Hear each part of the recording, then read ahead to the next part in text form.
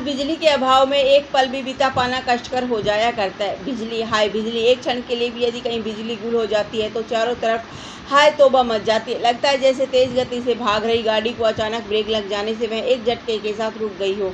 सभी लोग एकदम बेकार बेबस कमीजों बनियानों को सहलाते उछालते हुए ठंडी या गर्म किसी भी प्रकार की हवा के एक झोंके के लिए तड़पने लगते हैं। छोटे बड़े ठप कल कारखाने, फैक्ट्रियाँ, खराब दुकानें, दफ्तर और घर, सभी जगह कामकाज ठप और विद्युत विभाग की खरी खरी आलोचना आरंभ। यह है बिजली के अभाव में आज के जीवन की स्थिति और विषम गति दशा। गर्मियों का आरंभ होते ही प्राय सारे देश में इस प्रकार का अनुभव किया जाने लगता है। सचमुच आज सारे वैज्ञानिक, व्यावसायिक और व्यवहारिक संसार का जीवन बिजली की रीढ़ पर ही टिका हुआ है।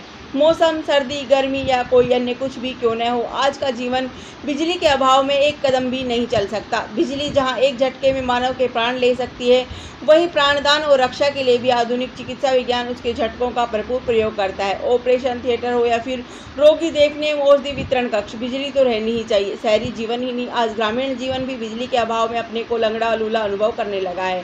पहले ग्रामीण लोग ज्यों का त्यों समय काट लिया करते थे अपने सभी प्रकार के दैनिक कार्य, फिर चाहे वे कृषि कार्य ही क्यों न हो, निश्चिंत होकर कर लिया करते थे। रात को घरों में सरसों मिट्टी के तेल का दीमक टिमटिमा कर उजाला कर लिया करते थे। परंतु आज इस ग्राम विद्युतीकरण की प्रक्रिया ने वहाँ के जीवन, मानव मूल्यों, सांस्कृतिक चेतनाओं को भी एकदम बदलकर परावलंबी बनाकर रखती है। अन्य कोई कार्य तो क्या, वहाँ की धर्मशाला में भी आज बिजली के अनुभव में आरती पूजन नहीं हो पाता। ट्यूबवेल ने चलने से खेत सूखे रह जाते हैं और फसलें अनबोई रह जाती है। कटाई निराई तक संभव नहीं। वहाँ के परिश्रमी और स्वावलंबी मनुष्यों को भी बिजली ने आज पूरी तरह से अपना गुलाम बनाकर अभाव में निकम्मा और बेकार करके रख दिया है। वहाँ का चेतनागत एवं सक्रियता से संबंधित संसार ही बदल दिया है।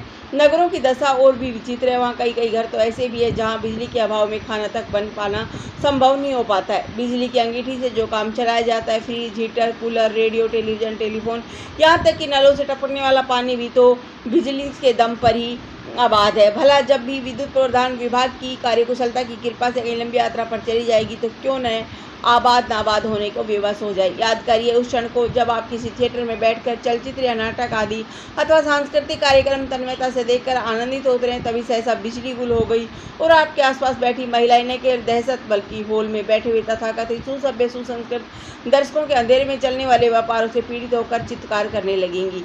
तब कितना कितना कोसा गया होगा। आधुनिक जीवन की रीढ़ इस बिजली को कितने कितने सदवचन उच्चारे गए होंगे। इस रीढ़ की संचालकों से प्रतीक ये सभी अनुभव की बातें जिनके वर्णन ब्यौरे कई बार समाचार पत्रों में पढ़ने को मिल जाया करते हैं। स्पष्ट है कि बिजली ने मानव को उसके भीतर तक अपना गुलाम बना लिया है। इस प्रकार व्यक्ति से लेकर समष्टि तक सारा जीवन और उसके सभी प्रकार के क्रिया व्यापार आज प्राय बिजली पर आश्रित है। आपने यह घटना भी कहीं जरूर पढ़ी या सुनी होगी कि जब बिजली की कृपा से भारत के पहले प्रधानमंत्री पंडित जवाहरलाल नेहरू को आधे घंटे भर या काफ़ी समय तक लिफ्ट के बीच बंद होकर अधर में लटके रहना पड़ा था। भारत की बात छोड़िए, जहाँ प्रत्येक क्षण बिजली की आंख में चोली से 2-4 क्षणों के लिए बिजली चली गई तो वहाँ के राष्ट्रपति और सरकार को क्षमा याचना करके लोगों के आक्रोश को शांत करना पड़ा था। हो भी क्यों न, जब किसी की रीढ़ पर ही वार हो तो अमेरिका भारत तो है ही नहीं कि जो चुप रह जाए। यहाँ हो अल्लाह का कुछ परिणाम ही न हो, यहाँ हो न हो वहाँ तो होता ही है। व्यापार के स्तर पर आज जीवन के अधिकांश काम बिजली पर आश्रित है। ट्रेनें, ट्रामें, ट्रालियाँ, लिफ्टें, पंखे, कूलर, फ्रिज आदि की तो बात जाने दीजिए।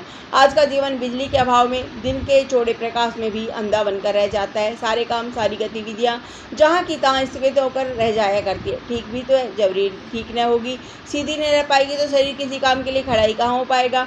क्या हमारी तरह आप भी महसूस नहीं करते कि भारतीय विद्युत प्रदाय विभाग हम आदमियों के साथ साथ देश की भी रीढ़ को तोड़ मरोड़ कर रख देने पर तुले हुए हैं। यहाँ जो भ्रष्टाचार और निहित स्वार्थों वाली मानसिकता काम कर रही है, निश्चय वह स्वतंत्र भारत के माथे। धन्यवाद। जय हिंद, जय भारत।